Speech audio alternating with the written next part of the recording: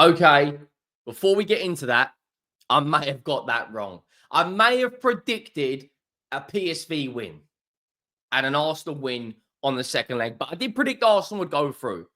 What I didn't predict was a Martin Ødegaard masterclass, 7 goals away from home, Ethan Nwaneri absolutely bossing it, Merino, Trossard, Calafiori, goals galore. Arsenal have just recorded the biggest away win in Champions League history in the last 16. What on earth just happened? Before anyone says it's only PSV, Arsenal should be beating them. The same PSV team that beat Liverpool in their last Champions League game, by the way. I predicted a PSV win tonight. I did not see that coming.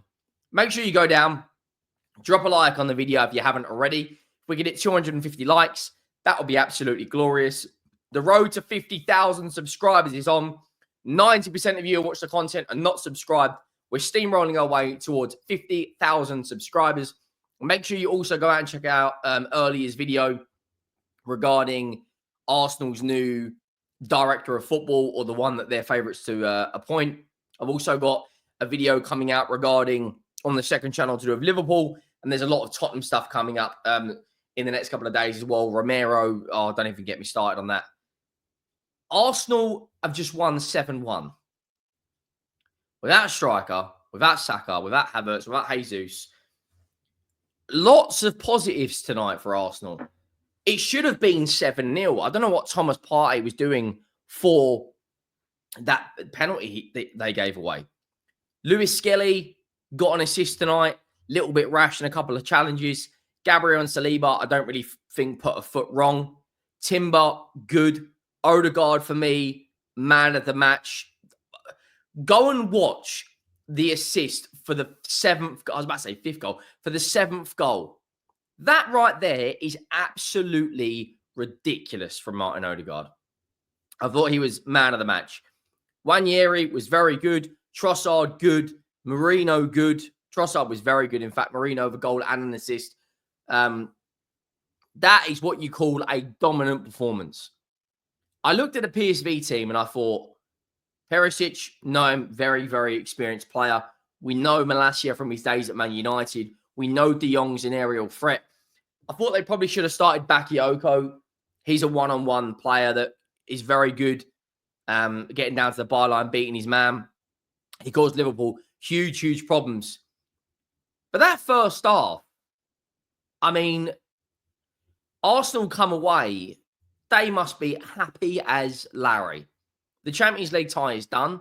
They can rest players now for, let's be honest, for, trying to win some games in the Premier League and build some momentum and try to, I guess you could say, go and see how far they can get in the Champions League. So if Tottenham can make the final, if Arsenal can get Martinelli and Saka back before they play one of the Madrids, you never know. Of course, Real Madrid will be huge, huge favourites if they get through to beat Arsenal. But, anything can happen. Ajax knocked them out one year. Rice put in an absolutely delightful ball on his left foot to the back post. And there is Timber on his return to Holland. Makes it 1-0. That was about 20 minutes in, I want to say. Maybe 15 minutes in. I think it was 20 minutes in. From that moment, it was absolute cruise control. I thought Arteta got the game management right. I thought he took off Lewis Skelly at the right time. He was lucky. Some people will argue he should have been sent off. Lewis Skelly he's picked out inside the box on the left-hand side, plays it across to Ethan, who, by the way, we need to talk about this kid. We need to talk about Ethan Nwaneri.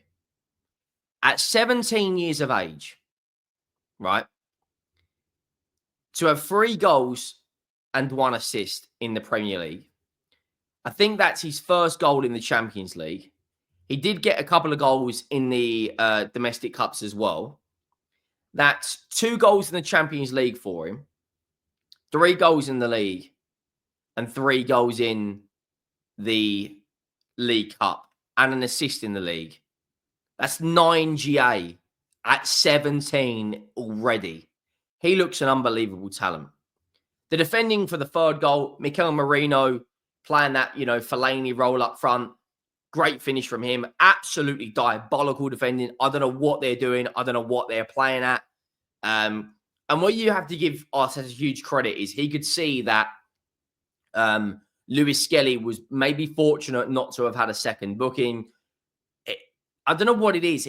I don't know if it's just some of his challenges at times. He's got so much ability, so much talent, and then he just dives in. I don't know if it's because it's passion to win the ball back.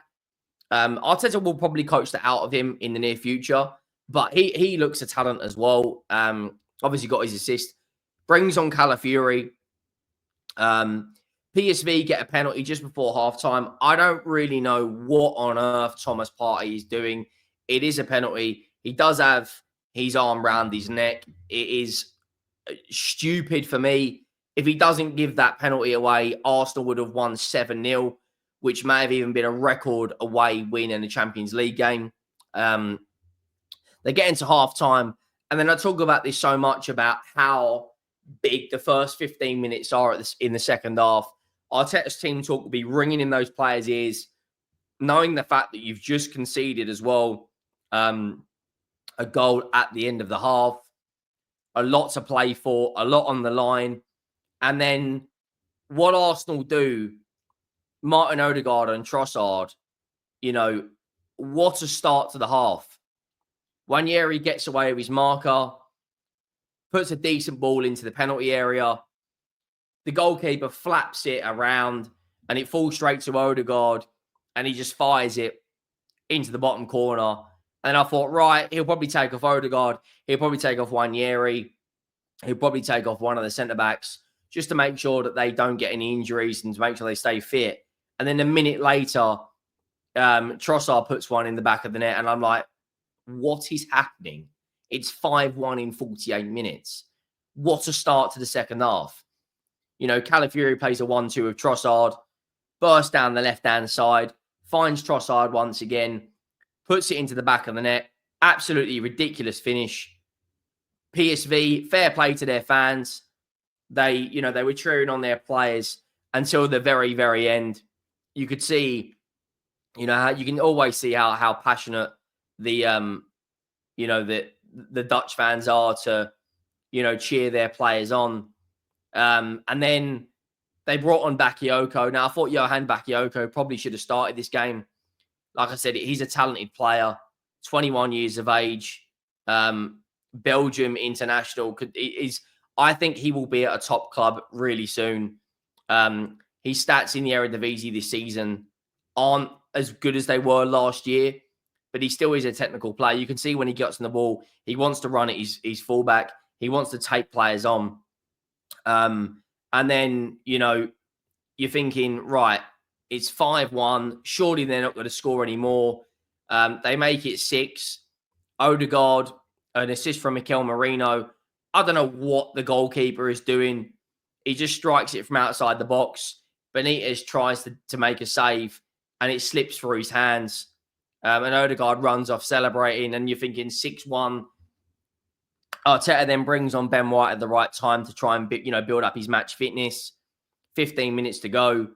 And then the goal of the match, Martin Ødegaard's pass to Ricardo Calafiori, left foot, outside of the boot, is absolutely exquisite. That is one of the best passes you will see all season. It's a masterclass from Arsenal attacking-wise, bearing in mind they don't have a number 9. To go away from home, I don't care if it's PSV, Anderlecht,